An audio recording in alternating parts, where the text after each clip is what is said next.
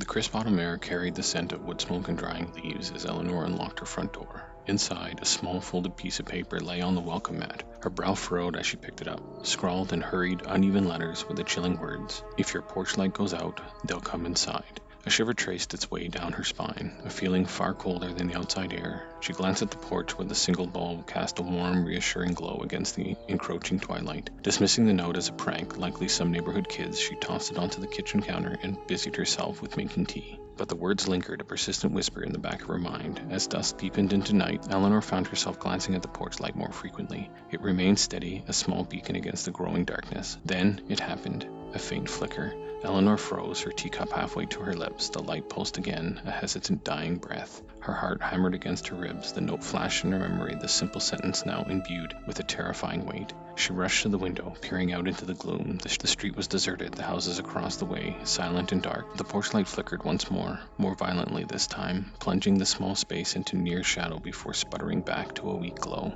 A wave of irrational fear washed over her.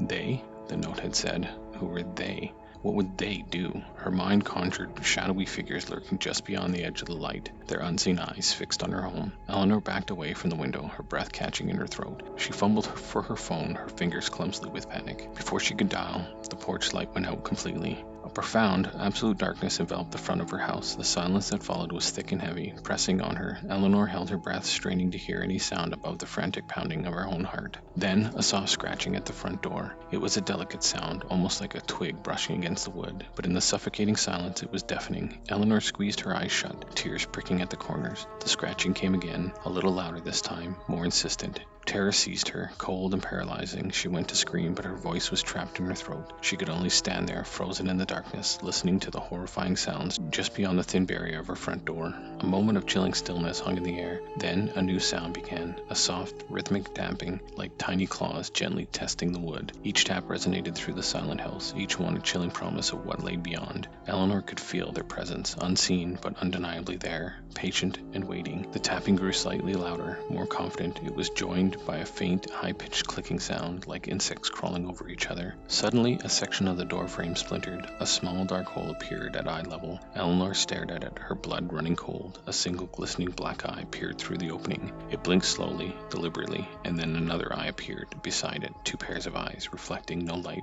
Eleanor finally found her voice, a choked, desperate sob that was instantly swallowed by the encroaching horror. The last thing she saw before the door gave way was the glint of countless more eyes in the darkness, and the horrifying realization that they had been waiting for the light to go out all along.